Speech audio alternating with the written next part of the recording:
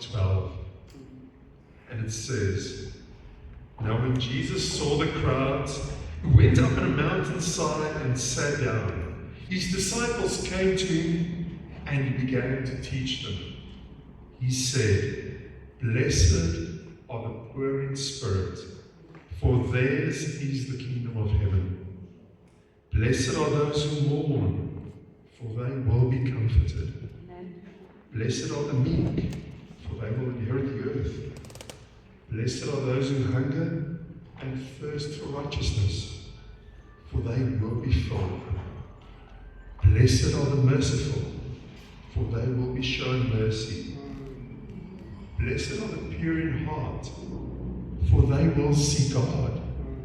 Blessed are the peacemakers, for they will be called children of God. Blessed are those who are persecuted because of righteousness, for theirs is the kingdom of heaven. Amen. Blessed are you when people insult you, persecute you, and falsely say all kinds of evil against you because of me. Rejoice and be glad, because great is your reward in heaven, for in the same way they persecuted the prophets who were before you." Now, what should immediately be obvious to you is that the world blesses things like power, things like status, image, control. But our King Jesus blesses things very, very different to that.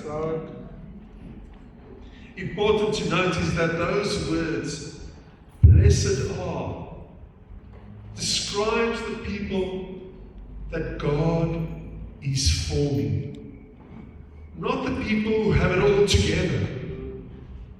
Jesus' words are an invitation to formation. None of his words are spoken in a spirit of condemnation. That's why the crowds were amazed at his words. And even today, more than 2,000 years later, we too are amazed at those words. Because that is not the words of wisdom in our current society. That is also not the words of religious wisdom. Those are words of Jesus himself. I said that blessed are describes the people that God is forming, not the people who have it all together. Yep. In other words, Jesus was not saying, "Be like this right now," but be transformed to embody this through his vision of the kingdom life. And Jesus did not merely say these words, he embodied them through his life, through his death and his resurrection. And he enables us to be like this through his Holy Spirit. Very importantly, these Beatitudes are not random encouragements or an outline of personality types. They are descriptions of what life is like under his rule and his reign. They reveal the inner posture of a disciple and the countercultural values of the kingdom of God. It's important to mention at this point what the Beatitudes are not. They're not a ladder to climb to earn God's love. They're also not a self-help mindset or about good vibes spirituality. It's also not a guarantee of an easy life. After all, Jesus also mentions mourning and persecution. That's right. It is also not about having a private ethic, because they were intended to create a public witness to the world. But what are the Beatitudes about? Firstly, we can say they are a kingdom manifesto. Jesus is describing the kind of community his rule and his reign produces. The Beatitudes are a new covenant identity. It describes a renewed people of God, marked by humility, mercy, purity, as well as peace. It provides a picture of new creation, not just in the future, but right now. And it is a promise that God is setting right what is broken, starting with us, his people. But today, we will specifically be looking at verse 3. Blessed are the poor in spirit, for theirs is the kingdom of heaven. Let us go to God in prayer right now. Heavenly Father, we are amazed as we read the words of Jesus, and they still move our hearts so many years later. Father, I pray that our hearts will be open this morning. Father, I pray that you will remove any self-inspired confidence from me.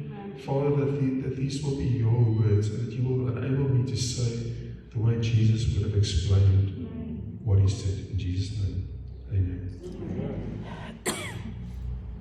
That word blessed that we read so often in these passages comes from the Greek word makarios, translated as blessed, happy, or fortunate. It signifies a state of divine favor, inner joy, and a deep well-being that is completely independent of outward circumstances.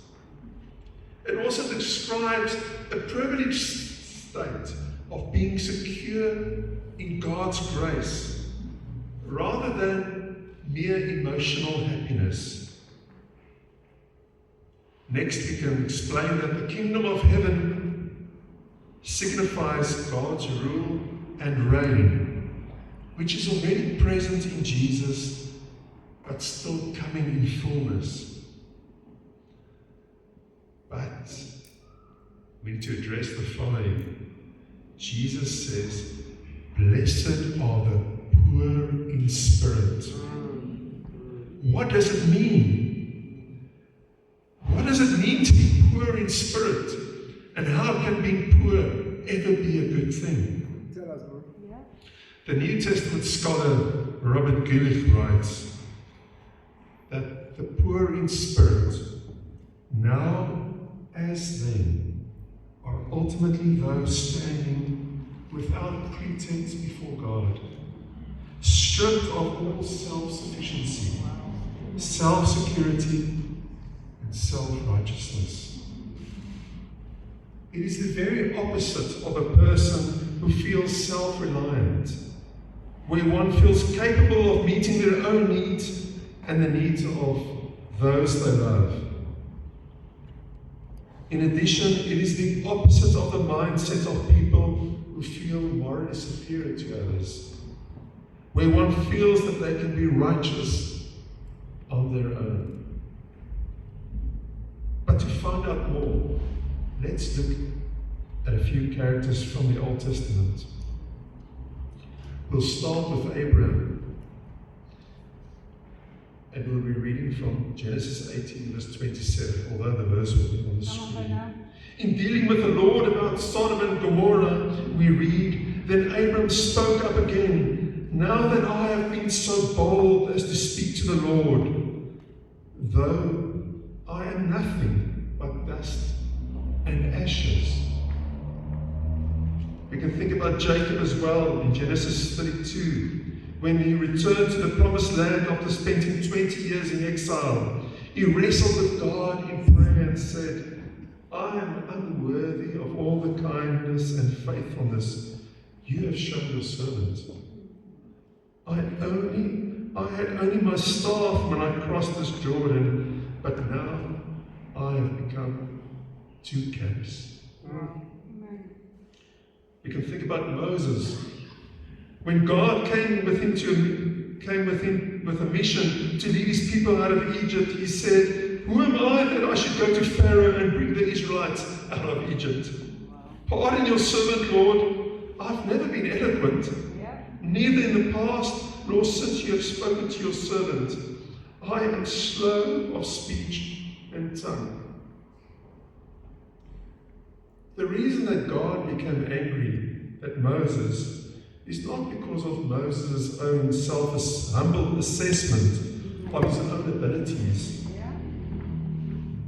but because of his lack of faith in God's ability. God responded and said to Moses, "Who made man's mouth? Who makes him dumb or deaf or seeing